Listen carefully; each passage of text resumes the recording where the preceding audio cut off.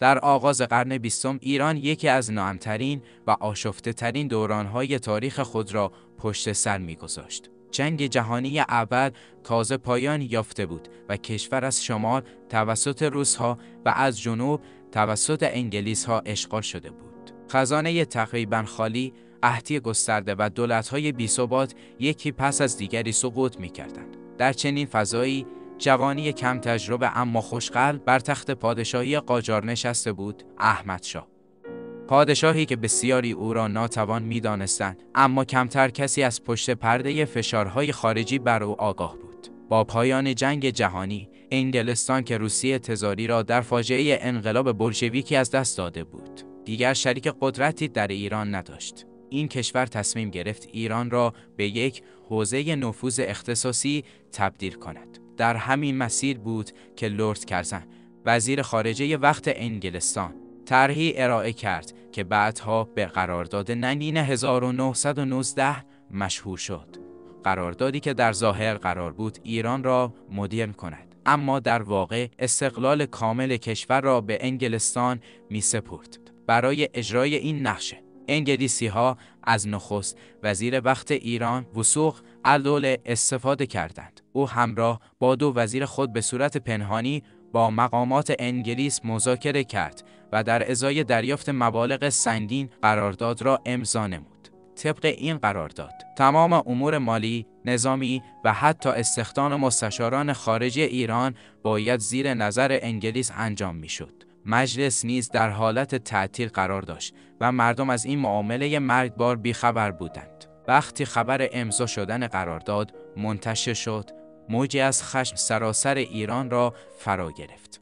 مردم می‌دانستند که این قرارداد عملاً ایران را تبدیل به یک مستعمره می‌کند. در میان این موج نارضایتی همه نگاه‌ها به یک نفر دوخته شد: احمدشاه قاجار.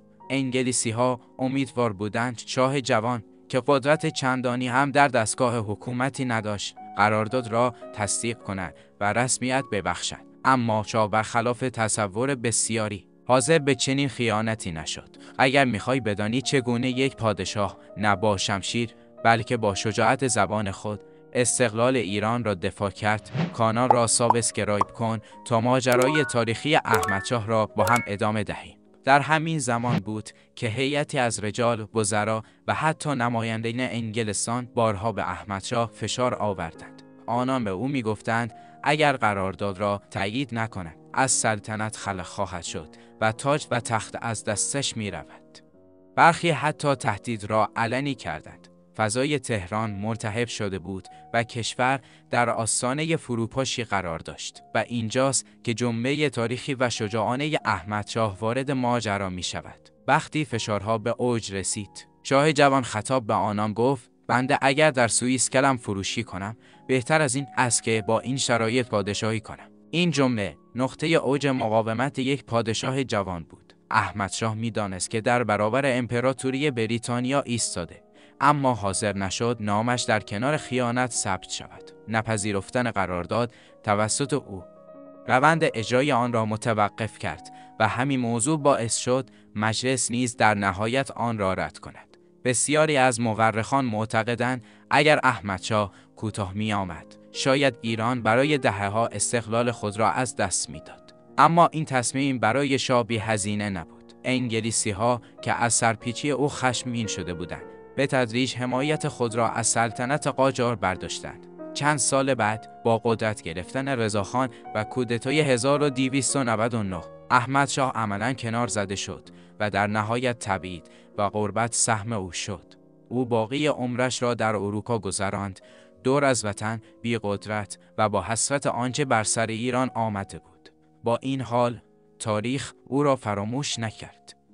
احمدشاه شاید پادشاهی قدرتمند نبود، اما در برابر بزرگترین امضای فاجعه بار تاریخ ایران ایستاد. وقتی بسیاری از رجال وقت برای حفظ مقام و امتیاز تسلیم می شدند، او ترجیح داد تاج و تخت را از دست بدهد، اما مهر خیانت را بر پیشانی خود ننشاند.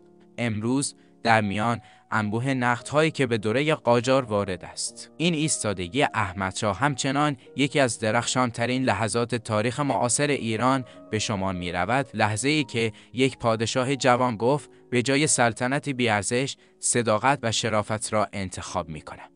اگر این لحظه تاریخی، وقتی یک شاه جوان در برابر استعمار ایستاد، تو را تحت تأثیر قرار داد، پس لایک و کامنت بگذار و به من بگو به نظر تو شجاعت احمدشاه تاریخی بود یا اشتباهی است که به قیمت سقوط تاج تمام شد؟ ما با هم صدای آن تاریخ را زنده نگه می‌داریم.